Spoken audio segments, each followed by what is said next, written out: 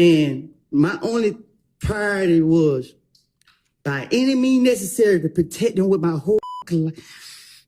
Judge, I get a minute because they drive me crazy. Yeah, take a minute, take a breath. Keep telling y'all, Stay here. Come here. Stay on the stand. Take some breaths. Calm down. And once he finishes his breath, Your Honor, state, we conclude our questioning, Your Honor. What do you want from me?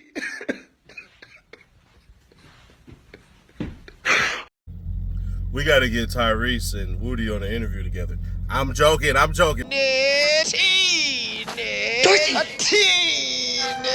Folks, let's get into it today. We are in court playing what's supposed to be the redacted version of Mr. Copeland's June 10th, 2015 interview at approximately 3:55, say 45. It was just played in court. Investigator Dennis speaking to Mr. Copeland and essentially saying that Lil D and Shannon are the ones that are going to kill Mr. Copeland in the future. That, according to my notes, that was not supposed to be played in front of the jury. You got to walk around with a bag full of assault weapons. That ain't life. You trapped in a war zone. You at war with your own friends, though. You can't even get in the car with me because you fear I'm not here. What type of shit is that? How can you sleep? You see what I'm saying? Shannon and D gonna end up killing you, dude. Was to redact certain portions of this transcript as was litigated a couple weeks ago, and the state assured us that they were going to stop at the appropriate times and pause at the appropriate times. That was not done, and it is a statement about it's prejudicial, it's bad character, it's a statement about my client's future dangerousness that the jury has been exposed to, and at this point I am moving for a mistrial on behalf of Mr. Stillwell. I'll hear from the state. Thank you, Your Honor. I have here, when we went over the redactions, the portions that the state was supposed to redact. And what I have here from this chart, Your Honor, is page 396, line 21, which begins with, I heard Shannon and D was shooting at niggas on Simpson Road. And I have that we were going to be redacting from 396, line 21, through 397, line 11. And that is the portion that we had just paused on before the objection was launched. So the portion that Mr. Shard is discussing was not, at least in the notes that I have, the portion that the state was supposed to redact, Your Honor. So we would ask for a denial of any mistrial at this juncture, given the notes that I have. And I also sent this over, the highlighted redactions, to defense counsel to confirm that the portions highlighted are the portions that need to be redacted. And no one brought up to my attention at all that I missed a particular highlight. So we would ask that it be denied. And do you believe that you missed a highlight, or do you believe that what you highlighted is correct? What I highlighted is correct. All right, I'm going to take a brief recess and look back at all of my notes from them. Yeah, baby. You ain't, bro. Yeah, I got to run. At the end of the day, Woody, you got to understand that your hands ain't clean. Not only do you have this case, right? Technically, you have another gunshot charge possibly coming with the gun that was at the house. And you got another possibly possessed of stolen property case coming. So you got 3 cases technically out. When you steady piling shit on. I'm telling y'all what's going on. After the fact, you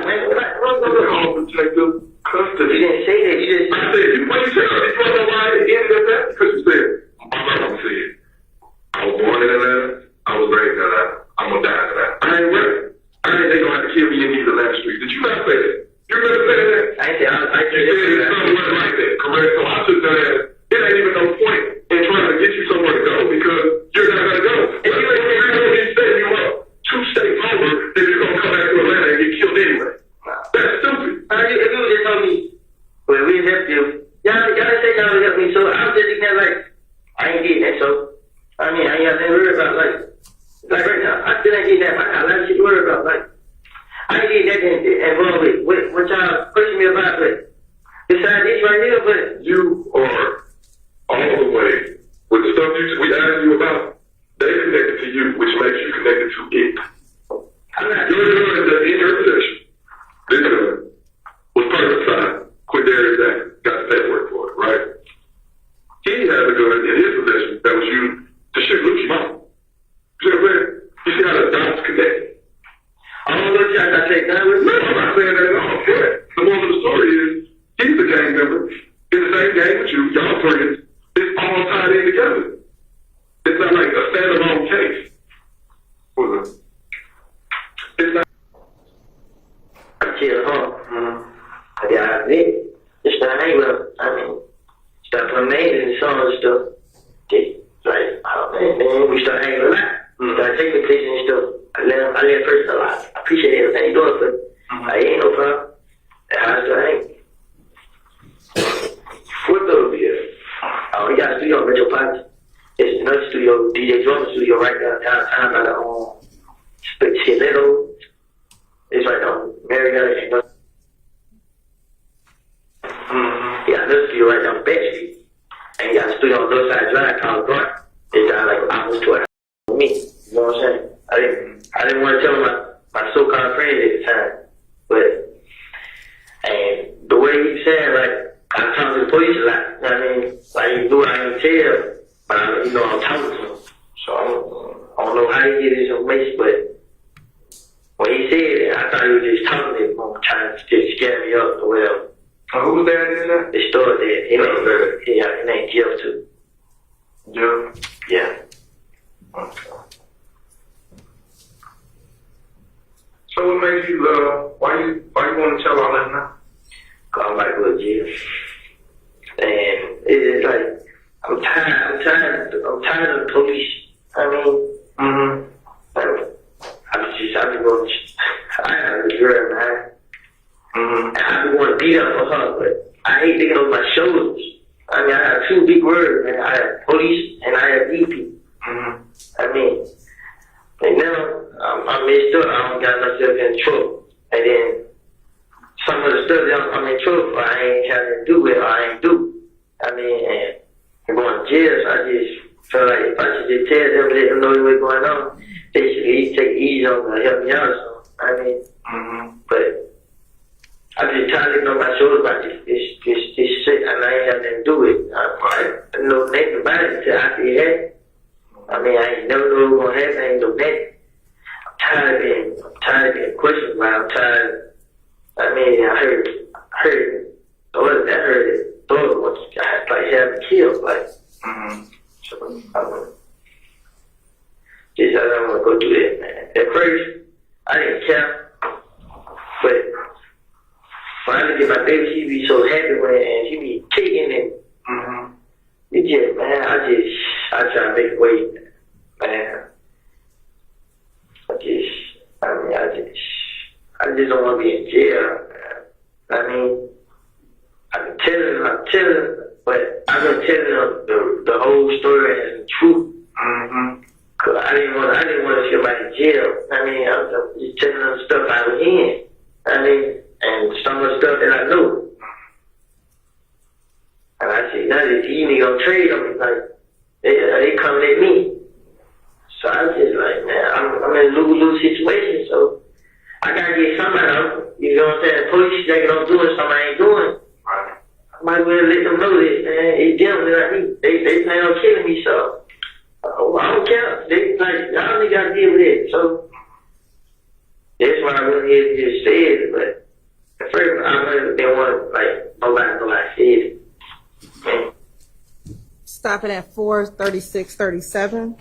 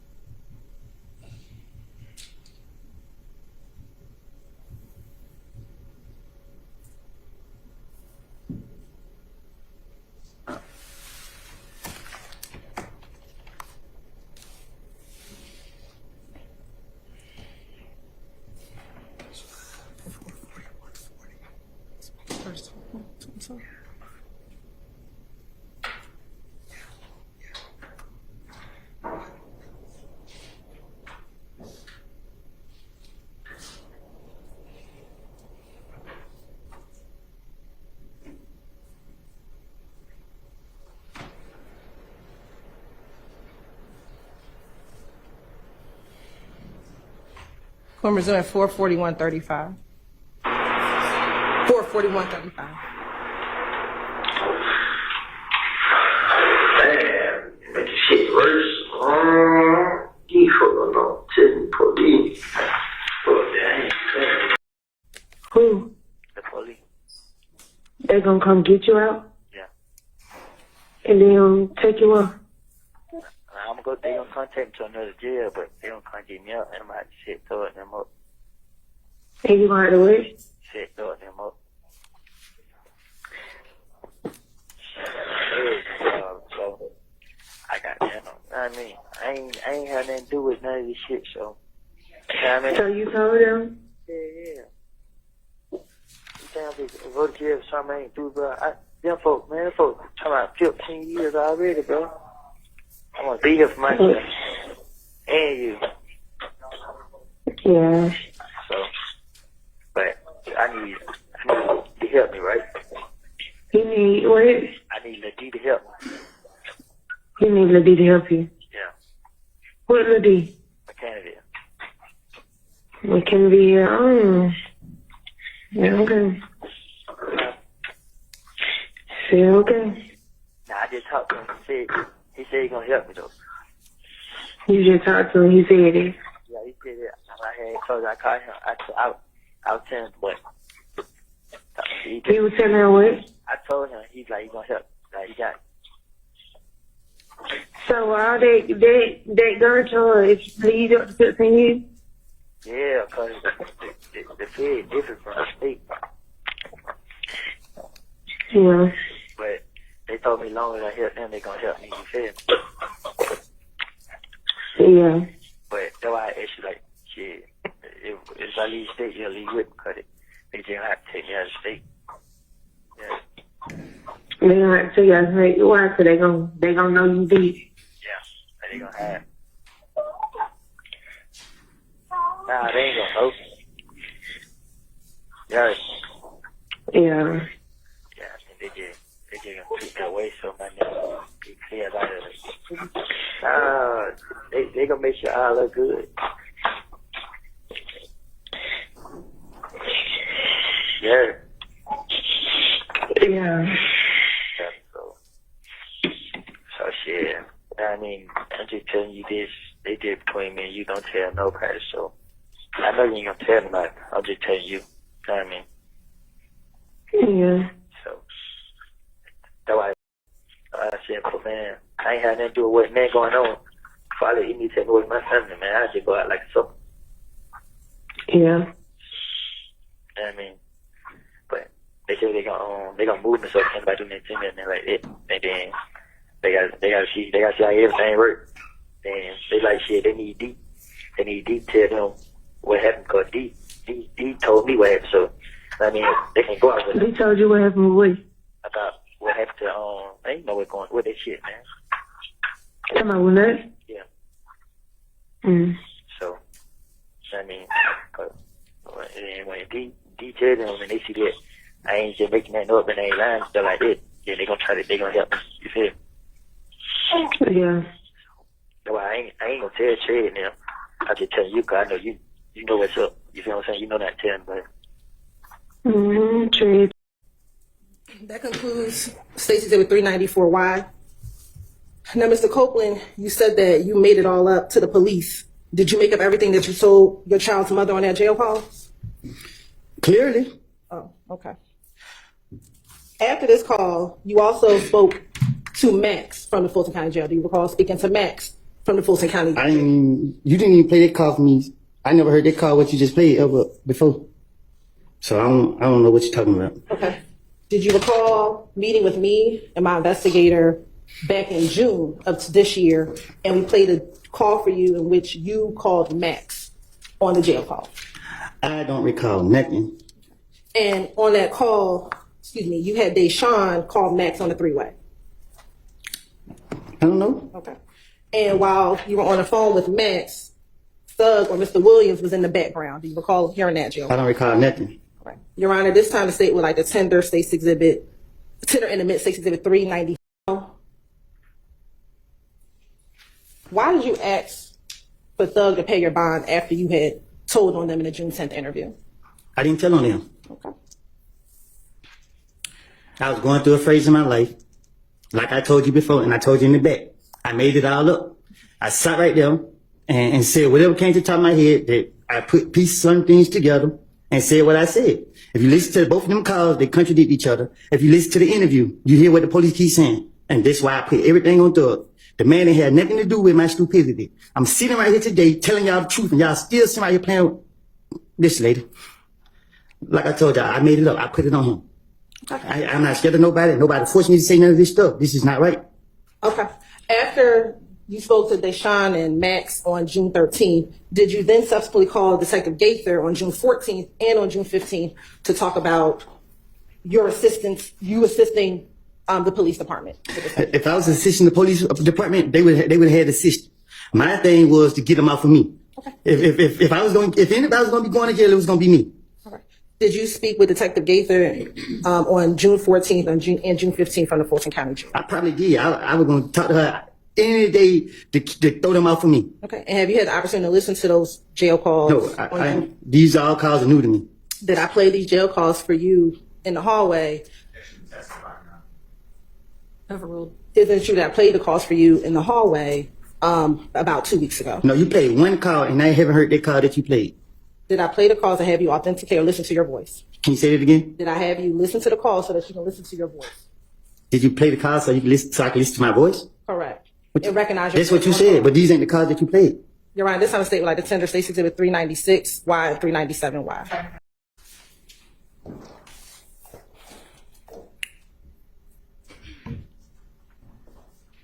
And would you agree with me that January 7th, 2015 is before January 9th, 2015?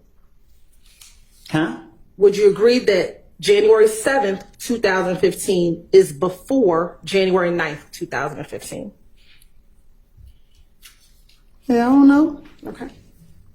Now, in the interview, do you also remember telling the detectives that Thug was in the Infinity and the cars were at the gas station?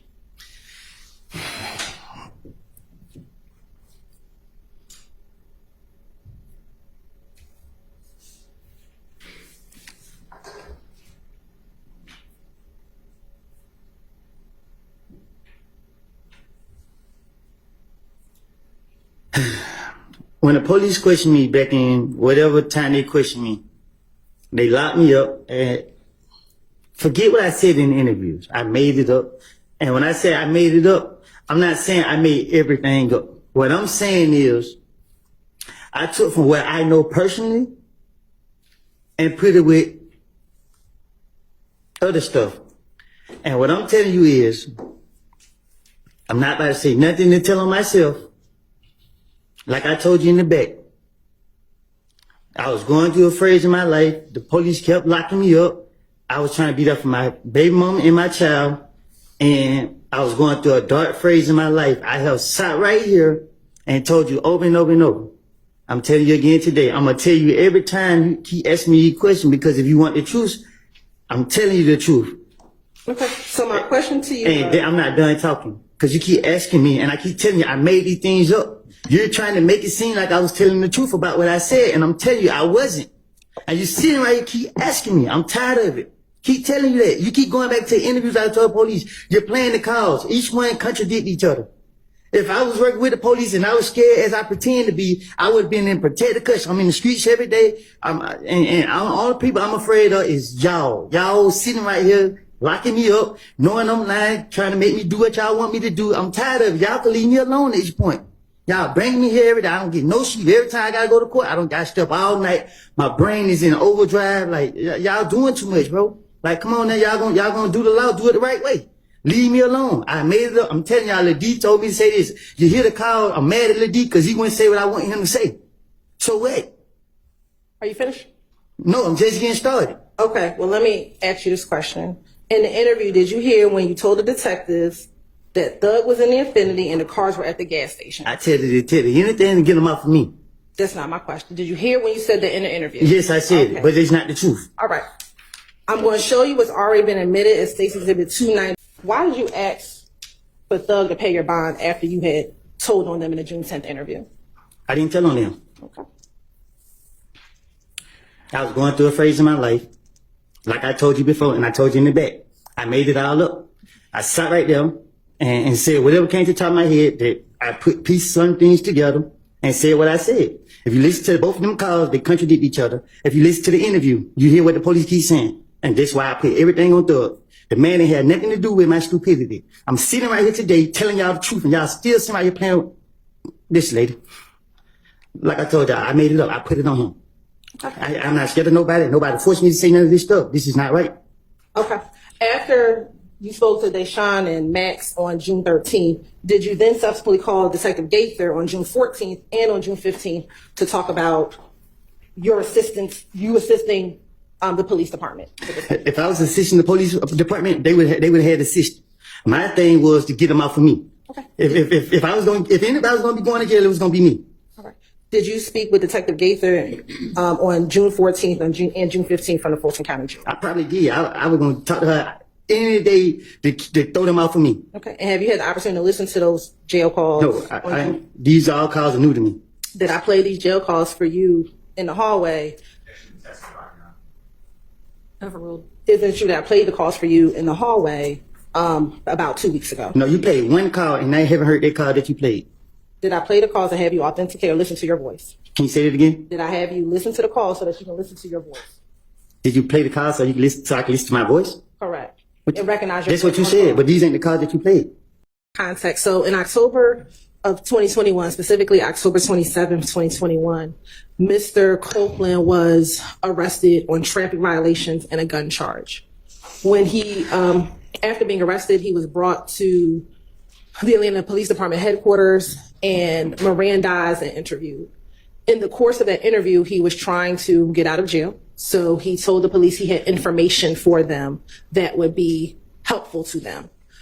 He proceeds to tell them about a potential plot that was going to happen that evening to kill Shell Kel at a club called Diamonds. I think it might be called Diamonds of Atlanta or Diamonds, which is off of Northside Drive. He tells the police that he did not want to go into full details about what he knew because he was concerned that the police would not help him out because he reverts back to 2015, advising that he had given information in 2015 and the police did not help him.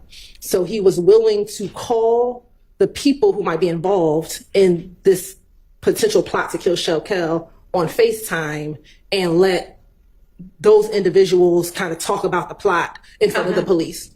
The individuals that he was going to call, eventually he ended up saying it was going to be Quay, and we believe that to be Marquavius Huey, and someone that he said was 44 Savage, who was Delevante Fleetwood.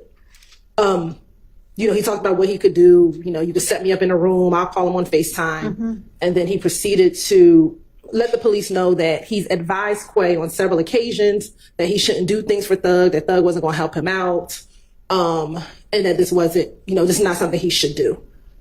Eventually, nothing happened. Nothing happened to Shell Kel that evening. But and was there a FaceTime call in the midst of this interview? No, they did not do the FaceTime call during the midst of the interview. And so what's the point of eliciting all of this? The point to elicit was that he was willing to give up information again about a plot that he was aware of. Again, this plot to have the rival person that we've been talking about for a number of months, Shell Kel, to be killed, which I think is relevant because, again... Do you have some other evidence that there was a plot that evening to kill Shell Kel? I believe, and I'll have to confirm with Investigator Viverito, that there was some information that Shell Kel was having an event at that club. That's about it. About as far as that goes. I think 403 is going to keep that out. Okay. Can I go? So what happened today, man? Well, I think at the end of the day, it's going to boil down to which version of Woody do you believe? And when I say that, I don't say it to a point of how he could be lying today, but he was telling the truth yesterday. No. Which motive do you believe? Which motive will the jurors believe? Will they believe this man was willing to say anything to get out of jail and then his baby and all of that stuff and everything like that? Because in court when he did that, it was silent. It was interesting. You could hear a pin drop type of thing. Not only that, it put all the focus on his emotion and then to what he was saying. So him crying on that stand, basically, you can see like this was bothering dude. I don't think he had the slightest idea that he'd be testifying for a month. Like, that's what it's boiling down to be. Boiling for a month, you get transferred to 2 jails, you get thrown in jail, you get told you could be in jail for some years, then 7 months and all this crap, and you know, by all accounts, dude is going to jail, going to church, changed his life and all these things, stuff like that. The Woody that y'all see, the entertaining guy, that's one person, but the other person is the man that's a father, taking care of his youngin' and going to church every Sunday and talking with his pastor. So you can see a bit of a lost soul. Buddy was what, 23, about 23 in those interviews. And yeah, when you jump in this thuggy life, you're supposed to know the rules. But in my travels across America, it seemed like only in California do we real life have OGs that got structure around stuff. So when we look at it, bro, we got to kind of look at it in a lens of, I don't want to sound religious, but forgive them, Father, for they not know what they do. But he knew better. He knew better. And even in the call, he even pointed it out to the DA, where he said, I was lying. I contradicted myself. Because we remember when we heard the little D conversation, we didn't know what was before with the interrogation videos. So then it all matched up. He said out his mouth, man, Lil D would do anything for me. I told him and all that stuff. And then Lil D must have said, nah, I can't go for that. No can do. So, cuz hit him with that. But not only that, Woody said something in the interview that them damn cops planted in his head and kicked his ass with it. They pointed the finger at both gangs. Both of them. Y'all got to look at it that way too. When everybody is having they so-called street nigga moment and all this stuff and calling niggas snitches and all that, and I do it too, and I'm not above none of that. If y'all still want to call Woody a snitch, call him a snitch. But like I told y'all, the rules only apply for those who play by the rules. That's how that goes. So when I'm listening to him, and then he break down, he say, you know, they try to kill me with my baby in my arms. I mean, you can spin that and say they try to kill me and my baby. Nigga, where's the rules at then? So it's stuff like that when the cop talked to him, Gaither and the other bald-headed dude and Dennis, they basically knew the first interview he was lying. That's what they admitted today. They admitted, hey, bruh, your ass is lying before. Yeah, you told us some stuff and all that, but you ain't really tell us nothing. Give us something. And I would tell all of y'all, I don't condone snitching on ratting and stuff like that. But if you on some sorry nigga, I'm trying to come home, don't ever go into them goddamn interrogation rooms without your lawyer. If you finna rat, bruh, that Woody just gave y'all the damn truth about ratting. That nigga still got sent up the river to the feds.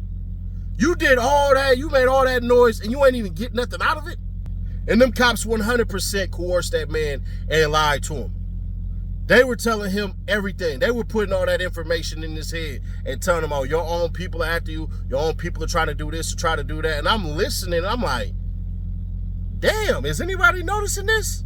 Because Dennis at one point in time said, well, what the fuck you gonna do?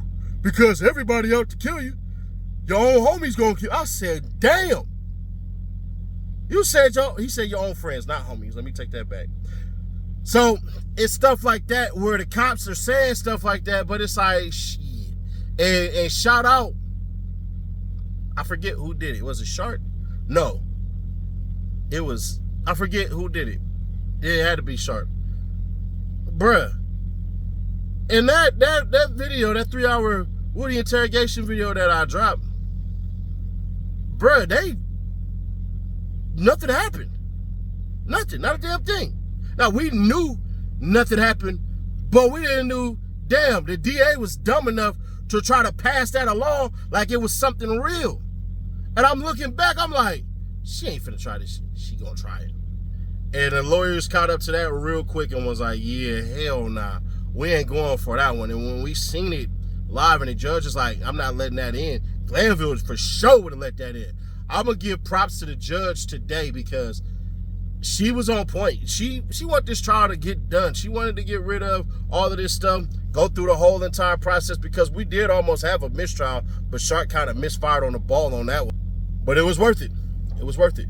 And you seeing still in rare form today, bruh, the oohs and ahs in people's eyes in that courtroom today when Steele went up there and basically was like, they threatened you with jail. They threatened to take your freedom away. You didn't even want to testify. They told you can't use your Fifth Amendment. All of this stuff. And I told y'all, bro, there's no way Woody can't go up there and start playing ball with goddamn Brian Steele. And I'm not saying Woody is messing with Thug and Thug gonna mess with Woody and all this stuff and everything like that. I just believe Woody is on some shit where it's like, bro, let me get rid of this. Let me do what I need to do and get the hell on out of here. He's not helping or hurting nobody. But I will say, it's definitely effing up the state in their tactics, because one could say, what if this was somebody you knew? Now, if some of them jurors are racist, they're going to say, well, that's a nigga problem and all that stuff and everything like that. That part, I can't really say anything about.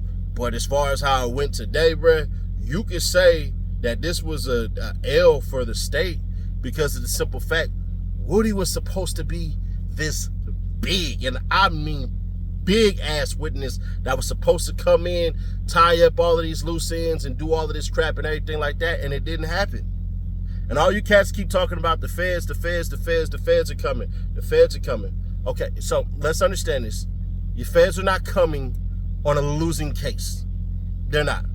And if the feds are coming, they would have already came. Y'all got to remember, this is all basically done by 2021, 2020. The feds could have came in. Feds could have came in 2017, 2016, 2018. They could have did all of that, and they didn't. Why? Because the characters at play are shady. If you look at how it's all going right now for the state, the best witnesses that they have are cops. None of the people they gave plea deals to, none of this shit has worked. The worst one that they had was DK and Tick. And we done forgot about their goddamn testimonies any damn ways. So none of that even matters. So when we looking back at it, one of the best interviews for the defense was Gaither when she opened up her mouth and said, being in a gang is not illegal. If the cop knows that, there it goes. But we're going to see, bro. Brian Steele basically is expected to take the reins all day tomorrow. But if I could give Brian Steele any advice, I don't talk to Brian Steele or anything like that. But if I could reach out to Brian Steele, I would tell him, bro, I hope your plan is sharp and concise, because the way he keep asking questions and stuff like that, bro, I was like, yeah, he trying to see what he can get away with. And that's ultimately what he did. She said she wasn't going to let him bring the goddamn, the meeting up, but he brought it up anyways. Remember, last week she was basically like, yeah, I don't know if I'm going to allow you to bring in the meeting between Glanville and the state and all the police officers and Caleb Bumpus and all that. I don't know if I'm going to let the ex parte meeting in. Well, Brian still got that shit in today, didn't he? So there's that. And I want to say something to Miss Hilton and Miss Love. What the F are y'all doing? Like, Miss Hilton, do you realize you ain't got to listen to Miss Love? She don't know what the hell she doing. She doing bad. And on top of that, bruh, if Miss Hilton was smarter than just focusing on the questions, and she was, I'm not calling her dumb or anything like that, but if she was emotionally more savvy, she should have came up there with a box of tissues when he started doing that crying shit. Oh, that would have played out amazing. If it would have been Hilton that came up with the box of tissues, Miss Love, she too robotic. That shit wouldn't have worked. We would have all seen through that. Miss Love, you tripping. Hell nah, you can't do that. But bruh, if Miss Hilton would have did that, I would have said, take your time. But she didn't. She effed that up. She said, yeah, we're still going to question him after he's done shedding his tears. I'm like, bruh, come on, shawty. Come on. You got to be smarter than that. But ultimately, I think Woody got humanized today. I honestly believe that the jury is going to sit back and say, damn, bruh, maybe he was making it all up. Because at one point in time, we were led to believe that Young Thug met everybody at the goddamn gas station and they over there dancing and shit, talking about we killed Big Nut, and we didn't even see Young Thug out there. None of how the state tried to lay it out, none of that shit actually happened. Yeah, you've seen Gotti go to the goddamn store, but it didn't really look like nothing. Like, there was no erratic movement or no high-fiving, or he wasn't walking around kind of scared or something like that, bruh. None of that stuff. He was kind of just normal. Damn, it looked like his ass just woke up. So, the state is losing. Like, officially losing. Today, you can count this as a major loss. Y'all did all of this shit. The goddamn immunity-free deal. For what? It didn't do anything. And now Brian Steele about to use some of those tapes and flip it on you. Like, bro, that was parts of the evidence that we didn't even see watching that Steele and them already had. And I'm looking like, where the fuck did this come from? Then on top of that, he got some jail calls he about to release. If I am the state, I am a little bit worried. But ultimately, nothing's going to happen to them. So, share to keep your people aware, subscribe, turn on that bell, stay notified. And I'll catch you on the next one. Y'all let me know your thoughts on this. Do y'all think that Woody came off believable today? Or were they crocodile tears? Did y'all believe it at all? Do y'all think that the state really proved that Woody was telling the truth in those interrogation tapes when his ass got locked up? All the stuff that he was talking? Or do y'all believe what he said? He was really, really just trying to get out of jail and ultimately effed up. And what did y'all think of Brian Steele's performance today? I'd be curious to read the questions on this. The answers on this one.